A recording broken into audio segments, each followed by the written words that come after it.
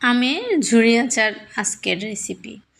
আমের ঝুরি আচার দীর্ঘদিন ভালো থাকবে যেভাবে বানালে। পুরা প্রসেস দেখতে থাকুন।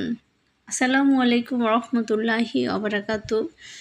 আজকে আমি বানাবো কাঁচা আমের ঝুরি আচার। এই প্রথম বানাচ্ছি, তো একটু ভয় হচ্ছে। তো এই প্রথম যেহেতু বানাচ্ছি, তো আমি সবসময় নিজের ইউটিউবে কয়েকটা ভিডিও দেখেছি, তো তাও নিজের অভিজ্ঞতা থেকে তাও নিজে অন্যভাবে করার জন্য ট্রাই করেছি। তো আমগুলো আমি ভালো করে ধুয়ে রোদে শুকিয়ে নিব। তো সাথে অন্যান্য আচারও দিব, নাগামরিচের আচার। তো সেজন্য সব একসাথে রোদে শুকিয়ে দিলাম। তো আমার আমগুলা ভালো করে শুকানোর পরে আমি কেটে নিলাম। কেটে এভাবে আর কি কুচি কুচি করে নেবেন। কেউ চাইলে মেশিন দিয়ে করতে পারেন, তো আমি দা দিয়ে করলাম। আমার এভাবে সুবিধা হয়, ছুরি দিয়ে করলে আরও চিকন হবে, কিন্তু আমি এরকমই করলাম। তো লবণ আর হলুদ দিয়ে তারপরে দিয়ে দিলাম এগুলা সরিষা বাটা দিলে অনেক ঘ্রাণ আসে। তো সেজন্য আমি দুইটা ভালো মতো মেখে দিয়ে দিলাম। তো আমার মনে হচ্ছিল যে আমি এখন খাওয়ার জন্য উপযুক্ত। এখন আমার মেয়ে কী করছে, পাশে ভাবছে যে এগুলো এখন খাবো, সেজন্য হাতে নিয়ে বসে আছে, পরে মানে মুখে দিবে। তো আমি বললাম যে খাওয়ার পরে তার রিয়াকশানটা কী ছিল সেটা যদি দেখতেন। তো সেটা নিয়ে আর কি আমি হাসতেছি।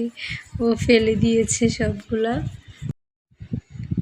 পরে আমি এই ফাঁকে এগুলা রোদ্রে দিয়ে দিলাম। তো এই ফাঁকে এখন আমি কড়াই বসাই, তারপরে এখন দিয়ে দিলাম পাঁচফোড়নগুলো ভালো করে ভেজে নিতে হবে। তো আমি সবাই পরিমাণ মতো, যারা বানাবেন তারা পরিমাণ মতো নেবেন। আম ততটুকুই। তো আমি একটু বেশি নিয়েছিলাম, আমি আরও একটা আচার বানাবো, তো সেজন্য আমি একটু বেশি নিয়েছিলাম। তো এগুলো ভালো করে আমি ভেজে ভালো করে নাড়তে হবে।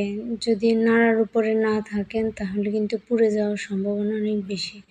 তো আমার মনে হয়েছিল যে একটু কম পাঁচফোড়ন দেওয়া হয়েছে, তো সেজন্য আমি আরও নতুন অ্যাড করলাম।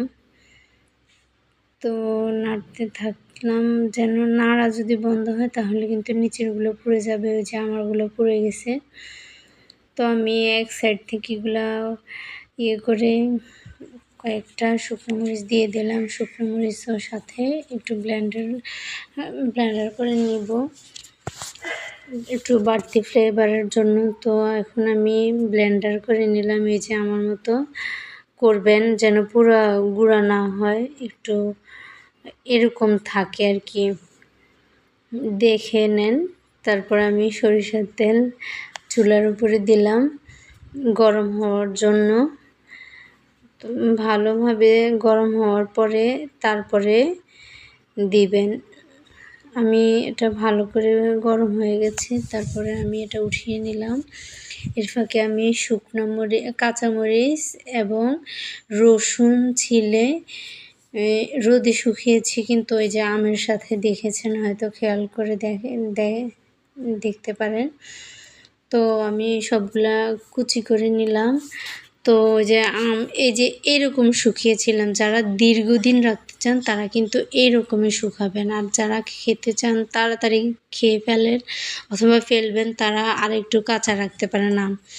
তো আমারটা একটু আমি ভিন্ন রেখেছি, নিজের আইডিয়া করে। আমি কয়েকটা ভিডিও দেখেছি, তবুও নিজের মতো করে করার জন্য চেষ্টা করেছি। তো তারপরে আমি কাঁচামরিচগুলা মাঝখান দিয়ে ছোট ছোট করে কেটে নিলাম।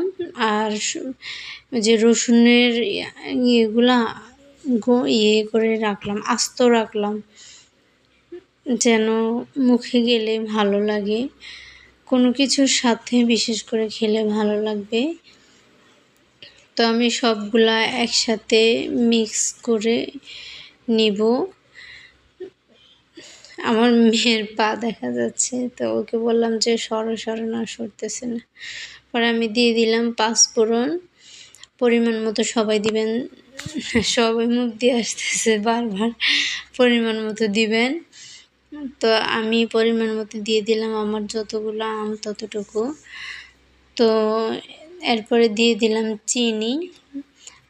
আমি কিন্তু লবণ, হলুদ এবং সরিষা বাটা কিন্তু প্রথমে দিয়ে দিয়েছি, তো এখন এর জন্য আমি লবণ দেই নাই। লবণ পারফেক্ট মতো দিবেন আপনাদের যতটুকু লাগে। আমার মনে হয়েছে যে চিনি একটু কম, তো চিনি এখন আবার দিয়ে দিলাম 2 চা চামচ। দেওয়ার পরে এগুলো ভালো করে আমার মেয়ে বলতেছে, মা আমাকে চিনি দে, আমাকে চিনি দে, সে এখান থেকে উঠে খেয়ে ফেলবে। তো আমি এই যে তেলগুলো কিন্তু এরকম গরম থাকতে হবে যেন ঢালার সাথে সাথে মচমচে হয়ে যায় আরও বেশি। ভালো করে গরম করে তারপরে আমার তো যাদের বয়াম আছে কাচের, তারা কাচের বয়ামে একবারে ঢুকিয়ে তারপরে তেল ঢালতে পারেন। তো আমার প্লাস্টিকের বয়াম, তো সেজন্য আমি স্টিলের বাটিতে দিয়েছিলাম। মানে আমি গত বছর এরকম করেছিলাম, তো আমার একটা বয়াম নষ্ট হয়ে গিয়েছিল, তো সেজন্য আমি ওটা থেকে রিয়েলাইজ করলাম যে না, ওটাতে দেওয়া আমার উচিত হয় নাই। এই যে আমার ফাইনালি আচার কমপ্লিট হয়ে গেছে। এখন আমি নাড়তে থাকবো যেন কোনো তেল ছাড়া কোনো দিক দিয়ে না থাকে, সেজন্য আমি ঢুকিয়ে দিচ্ছি। বিশেষ করে রসুনটা যদি ভালো করে না থাকে, তেলটা আমি মনে হয়েছিল যে কম, তো সেজন্য আরও একটু দিয়েছি। ভালোভাবে নাড়তেছি, কারণ ওই যে রসুন যদি আস্ত একটু গরম থাকে অথবা থাকে তাহলে সমস্যা হয় খেতে। তো এই যে আমার ফাইনালি আচার শেষ বানানো।